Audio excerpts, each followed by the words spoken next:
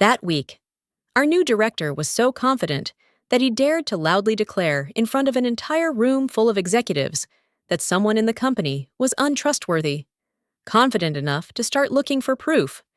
By Tuesday morning, security was asking him to come downstairs and explain why his face was showing up on camera using someone else's access badge. Mine. The story started the way most workplace disasters do, quietly, with a new manager who believed he understood everything within the first 10 minutes. If you're curious how this story unfolds, drop your lucky number in the comments and tell me where you're listening from. And if you subscribe, you're helping these lessons travel a little farther, because sometimes one shared story can help someone else see their situation differently. My name is Taylor Reed. I had been working at Orion Gate Logistics for nearly 10 years, managing internal process systems and building access control across the company's facilities. It wasn't the kind of job that showed up in marketing brochures, but every secure door in our 3 buildings and both of our server rooms housing logistics contracts and routing data worth well over $120 million ran through systems I maintained. If the system stopped working, trucks stopped moving, contracts froze, and executives started sweating. And then there's Grant Whitaker. He was hired as our new director of operations. And from the first day, he made one thing clear: he trusted absolutely no one. His favorite line came during his very first leadership meeting. "If you're not watching your employees," he said, leaning back in his chair, "they're definitely hiding something." Then his eyes landed on me. "Access control," he added with a small laugh. "That's just badge management. A junior admin could do that." The room fell silent. I just smiled, because a few nights later, I would walk into the office and find Grant Whitaker standing at my desk, holding my access badge. The next part of this story includes a few dramatized details and some AI-assisted storytelling to make the message clearer and the experience more vivid. If something in it resonates with you, I'm truly glad you're here. And if it doesn't, that's perfectly fine too. I hope your evening is calm, and that you get a good night's sleep. Grant Whitaker wasted no time turning Orion Gate into something that felt less like a workplace and more like a surveillance lab.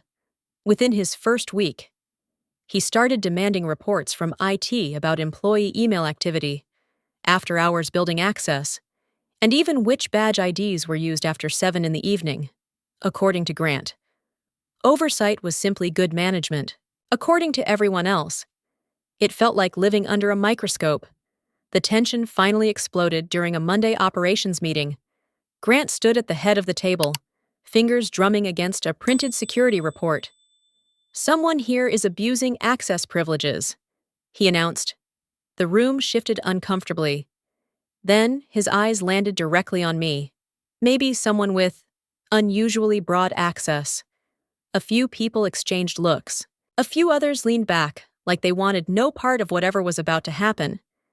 Then Grant continued, "I want a full audit of Taylor Reed's access rights," someone near the back whispered. Grant ignored it and turned to HR. "We might have an internal security risk," for a moment. The humiliation sat in the air like a bad smell. 10 years of work, reduced to suspicion in 30 seconds. I kept my voice calm. "If there is a security problem," I said evenly, "the system will record it." Grant let out a short, dismissive laugh. To him, the access system was simple badge ID timestamp. Door unlocked. Nothing complicated. What he didn't realize was that 3 months earlier, I had personally overseen a $2.4 million security upgrade across all Orion Gate facilities. And the new system didn't just record badge IDs. 3 months before Grant Whitaker decided I was Orion Gate's internal security risk, the company quietly approved a $2.4 million upgrade to our building access system. I was the one who designed the rollout, coordinated with the vendor, and mapped every door, badge group, and audit protocol across our 3 buildings. It took 6 weeks, 3 overnight maintenance windows, and more spreadsheets than I care to remember. The new system did more than unlock doors. Every access event now recorded 4 separate data points: badge ID precise timestamp, the camera feed mounted above the door, and an artificial intelligence module that matched the face entering against the employee database. It wasn't flashy technology, but it was thorough. The entire point was simple: if something unusual happened, the system would show exactly who was responsible. Grant Whitaker never bothered reading that report. In fact, during one meeting, he waved the upgrade summary aside and said, almost proudly, "Security systems are usually over-engineered." I remember the exact way he said it. That comment stayed with me. The weekend after the meeting, where he publicly questioned my access privileges.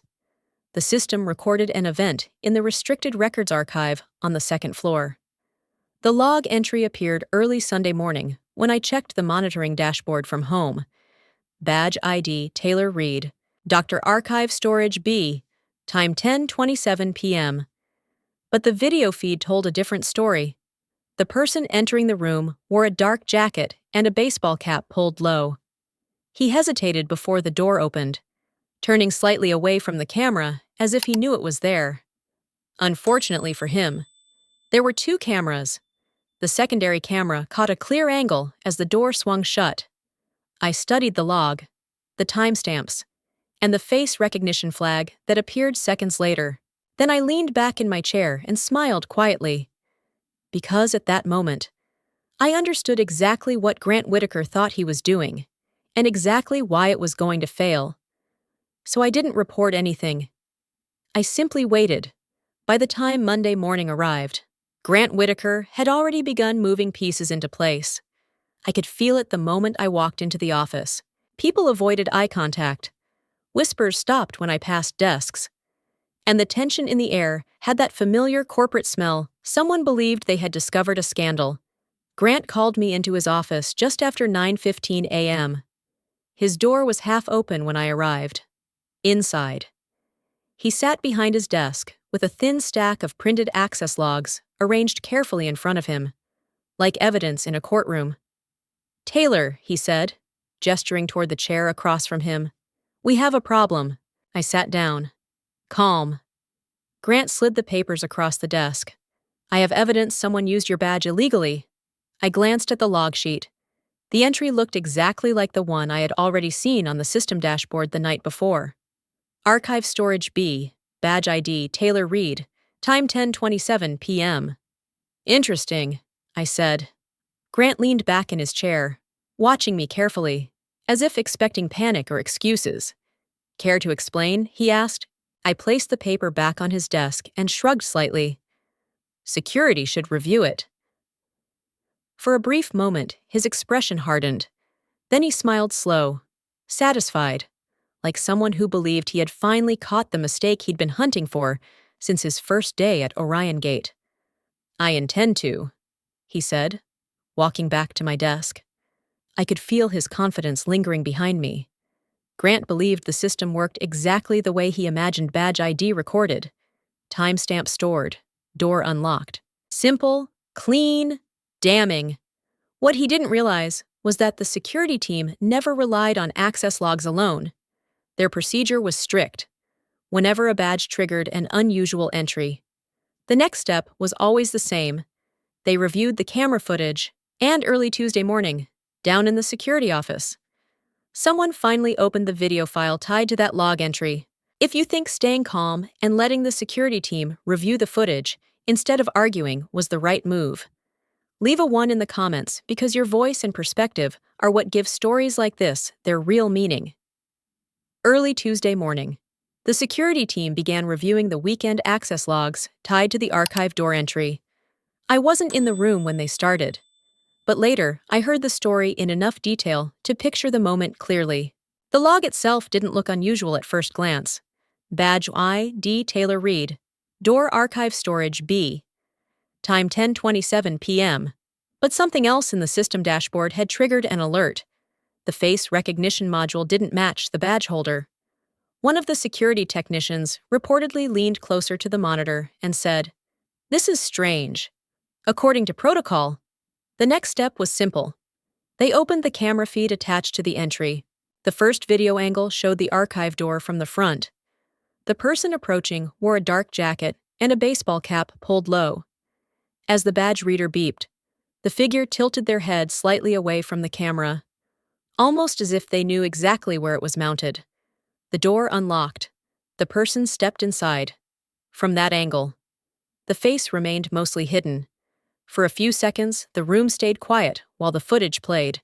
Then one of the guards said, "Zoom in." They replayed the clip and enlarged the frame.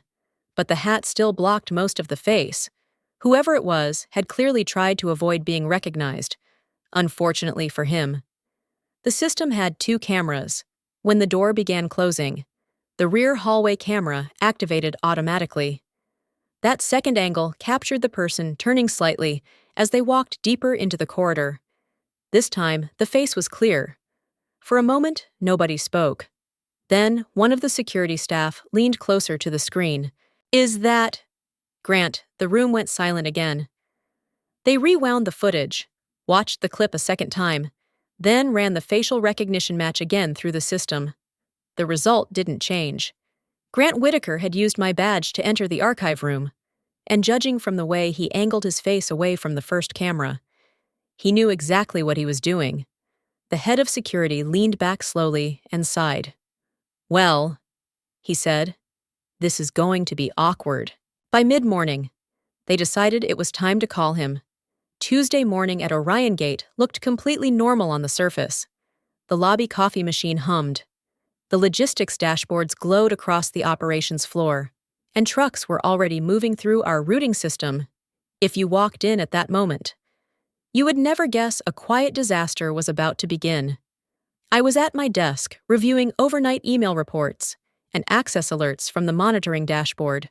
Most of them were routine warehouse gate entries, delivery bay logs, the usual stream of operational noise that keeps a logistics company running. Across the room, Grant Whitaker stood near the HR desks, speaking loudly enough for half the floor to hear. "People need accountability," he said, holding a printed access log like it was proof of something important. "If someone violates security policy, there have to be consequences." I didn't look up, but I could hear the confidence in his voice. Grant clearly believed he had already solved the mystery he'd been hunting since his first week. According to him, someone had abused building access privileges, and according to the log, that someone was me. Then his phone rang. The sharp buzz of the ringtone cut through the conversation. Grant glanced at the screen and answered without hesitation. "Whitaker." I noticed the caller ID from across the room. "Security office." The voice on the other end spoke calmly. "Sir, we need you to come down to the security office." Grant frowned slightly. "Why?" A brief pause followed before the guard answered. "Because we have video footage of someone using Ms. Reed's access badge." Grant gave a small, satisfied laugh. "Exactly what I expected." For a second, he looked almost pleased with himself, like a detective about to close a case. Then the guard added one more sentence. "You're the one in the video." Everything stopped. Grant didn't respond. From my desk, I could see the moment the words landed. His shoulders stiffened, and the color slowly drained from his face. The entire operations floor suddenly felt quieter. Grant lowered the phone slightly, as if he needed a second to understand what he had just heard. For the first time since he arrived at Orion Gate, Grant Whitaker had absolutely nothing to say. From my desk, I had a perfect view of Grant Whitaker when the realization finally hit him. 1 second, he looked like a man about to deliver a lecture on workplace accountability. The next, the color drained from his face so quickly it was almost impressive. He stood up too fast, his chair rolling backward and bumping into the desk behind him. "Excuse me," he muttered, barely looking at anyone. Then he walked, almost ran toward the elevators that led down to the security office. I didn't move. I simply watched the room react. At first, people pretended nothing unusual had happened. Keyboards kept clicking, phones rang, conversations resumed in cautious, polite tones. But offices are terrible at keeping secrets, especially when something dramatic happens in the middle of the operations floor, within 15 minutes. The rumor started spreading like a software update nobody asked for. Grant Whitaker had been called to security. Apparently, there was video footage connected to the weekend archive access. Apparently, the footage showed him using someone else's badge. Mine. A few people glanced toward my desk. trying to read my expression. I kept working through my email queue, calmly approving a warehouse routing update while the tension quietly expanded around the room. Downstairs, Grant apparently attempted his first counterattack. According to someone in security, he argued that the footage might have been manipulated. He suggested the possibility of a technical error, even hinted that I might have tampered with the system myself. Unfortunately for Grant, the evidence wasn't built on a single camera. The system recorded 3 different angles. The server logs confirmed the access event, and the facial recognition module had already matched his image to the company database. Piece by piece, the explanation he hoped would save him began collapsing. By the time the security team finished walking him through the footage frame by frame, Grant Whitaker started understanding something very important. He hadn't trapped an employee. He had accidentally documented his own plan, every step, every movement, and every attempt to hide his face from the camera. By Wednesday morning, the situation had moved beyond the security office. What started as a suspicious badge entry was now a formal internal investigation. Orion Gate's legal department had stepped in, and when corporate lawyers get involved, the atmosphere changes immediately. The questions become slower, sharper, and far more uncomfortable. Grant Whitaker was the center of that discomfort. Security had already submitted their report, a cloned badge entry, multiple camera angles, server logs, and a confirmed facial recognition match. The evidence was organized neatly into a timeline that left very little room for creative explanations. Legal reviewed everything. Within hours, the findings were clear. Grant had duplicated Keycard data. He had used that duplicated credential to access a restricted archive room, and based on the sequence of events and his earlier accusations, it appeared he had intended to frame an employee. Eventually, someone asked the obvious question. One of the corporate attorneys leaned forward across the conference table and said, very calmly, "Mr. Whitaker, why were you impersonating an employee?" Grant didn't answer right away. When he finally spoke, the calm tone in the room seemed to irritate him more than the accusation itself.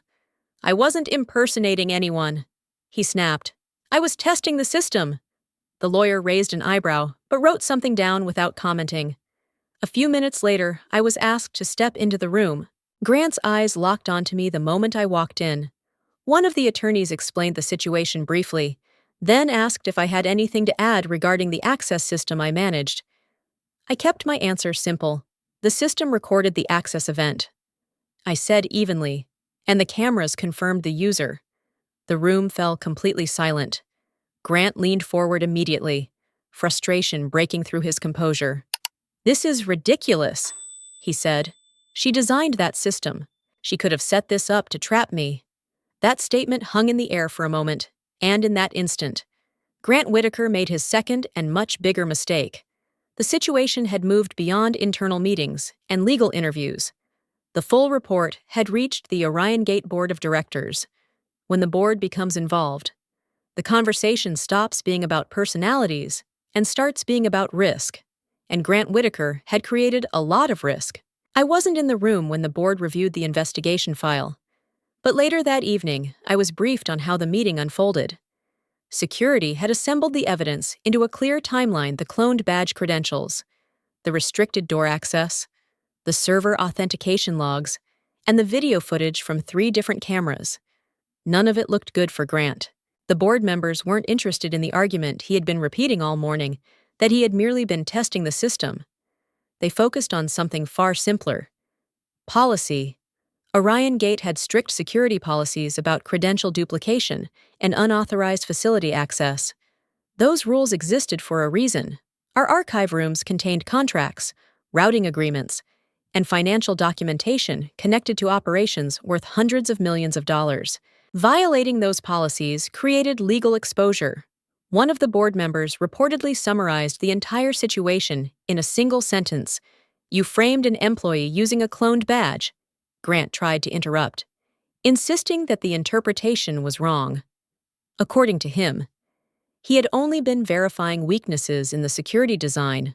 Unfortunately for him, the video didn't support that explanation. The footage clearly showed him attempting to avoid the camera while entering the archive corridor. It looked less like a test and more like someone hoping not to be recognized. The room stayed quiet while the board reviewed the final clip. Eventually, the chairman closed the folder and made the decision simple. Grant Whitaker was suspended from his position as Director of Operations effective immediately. A formal investigation would continue under legal supervision. For the first time since arriving at Orion Gate, Grant Whitaker no longer controlled the situation. 2 weeks later, the situation finally reached its quiet conclusion. Orion Gate sent out a brief internal email late on Friday afternoon, the kind written carefully by legal and human resources so that every word sounded neutral. Grant Whitaker was no longer with the company. The reason listed was short and polite violation of security protocol. No dramatic language, no details, just a sentence that closed the chapter. I read the email at my desk and couldn't help letting out a small laugh. Grant had once explained his philosophy during that first leadership meeting. "If you don't watch employees," he had said confidently, "they'll hide something." In the end, he was right. The system had been watching, the cameras had been recording, and the only person the system caught hiding something wasn't me. It was him. Grant had tried to trap an employee using a copied access badge and a carefully planned accusation. He believed the access logs would tell the story he wanted everyone to believe. What he didn't understand was that modern security systems don't rely on a single line of data. They record everything: logs, timestamps, video. And sometimes, the truth arrives quietly through a camera lens. Because on that Sunday night, when the archive door opened at 10:27 p.m., the system didn't record a criminal employee. It recorded something far simpler. Grant Whitaker's face. There's a strange kind of lesson hidden inside moments like this. In a workplace, people often believe the loudest voice or the highest title controls the story. But systems, truth, and time have a way of quietly correcting that belief. I didn't win by arguing, shouting, or trying to prove something in the moment. I simply trusted the work I had built, stayed calm, and let the facts do their job. Sometimes the strongest response isn't retaliation, it's patience combined with preparation. Situations like this make you think, if you were in my place, what would you have done? Would you fight immediately? Or would you step back and let the truth surface on its own? Moments like that reveal a lot about character, not just at work, but in life. I'm also curious about something. Where are you listening to this story from right now? Different places, different lives. But somehow we all recognize these moments of unfairness and quiet resilience. If this story meant something to you, consider subscribing, leaving a comment, or sharing the video. It may feel like a small action, but every like or share helps stories like this travel a little farther. And sometimes a story reaches someone at exactly the moment they need it when they're dealing with doubt, pressure, or an unfair situation of their own. So if you choose to support the channel, you're not just supporting me, you're helping pass the lesson forward. This story was fully created and produced by our team. We do not copy or borrow content from any other channel. Thank you for staying with us and listening until the end.